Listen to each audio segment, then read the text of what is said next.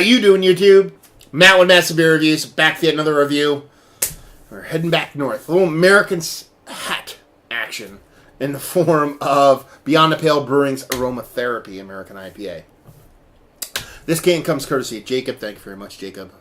You know Jacob from sending me off a couple of beers. This is one of them. This is actually one of two cans that he sent me in the latest beer mail. The other one was absolutely fantastic. Hopefully this one is much the same. And from a brewery I never heard of. So, new beer all around. As far as what it actually says on the can itself, it says Beyond the Pale Brewing Aromatherapy American IPA. Strong beer. 6.5% alcohol by volume. It says, at BTP, we believe in fun. Beer should be fun to make, fun to drink, and fun to share. Enjoy. We're really good at this. Independently brewed in Ottawa, Canada. Beyond the Pale Brewing. Ottawa, Ontario, Canada. Artwork by Stephen Fruit. And ingredients: water, barley, wheat, hops, and yeast. So there you go. Label-wise, it's okay. It's kind of like a fence. White picket fence there. I think this is kind of part of their logo. Because if you look over here at the barcode, it kind of has the fence going on there. So it's probably that kind of calling card with just a hop. You know, nothing too crazy. Definitely not the worst label I've ever seen, but nothing that's too epic. So give this a pop. It is foaming already, so it wants to be drank.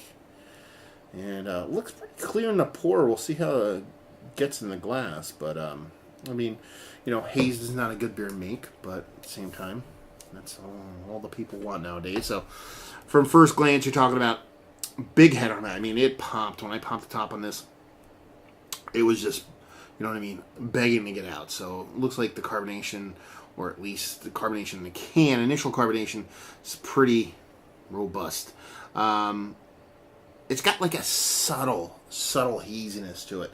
Not uber clear, but enough haze to kind of make things a little bit cataract-y.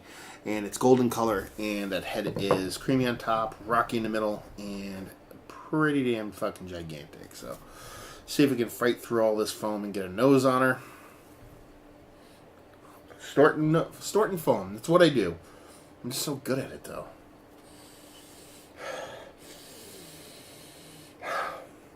I'm getting a lot of old school vibes from this. I'm getting a lot of citrus, but it's a bitter citrus, it's a pithy citrus, it's a rindy citrus, it's a zesty citrus. There's a sweetness, but it's kind of like a caramel malty kind of sweetness going on. And that's pretty much it. It smells infinitely old school East Coast. It's exactly what the old East Coast beers kind of sniffed like back in the day. Not necessarily a bad thing, but for me, was my favorite style of beer when it was when that's what we were left with, I guess you could say. So yeah, she looks like a beer. She smells like a beer. She tastes like a beer. Cheers.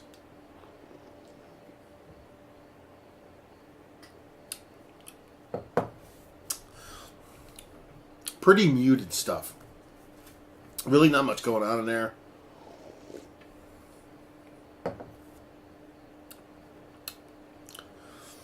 A bit of citrus bitterness, orange, grapefruity bitterness.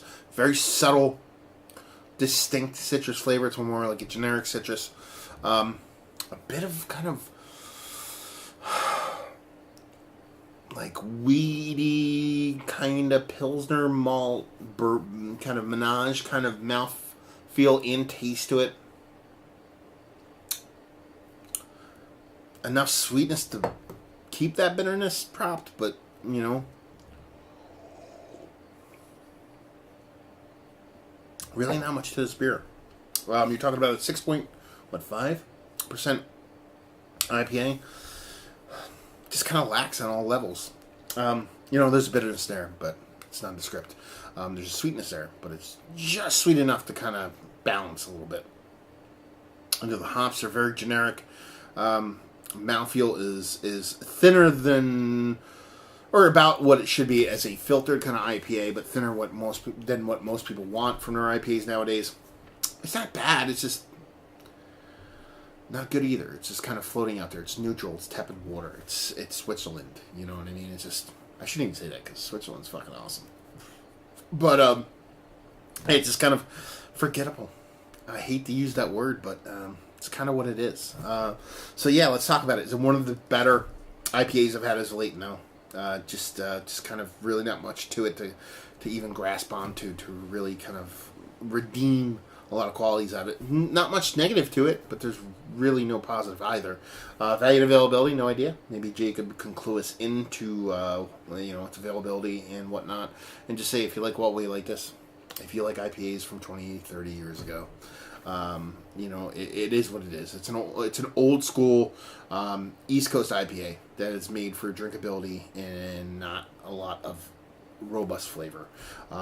It's just yeah. So, I mean, not to sound overtly cruel, but if you want to know what IPAs were like 20, 30 years ago, it's kind of what it is.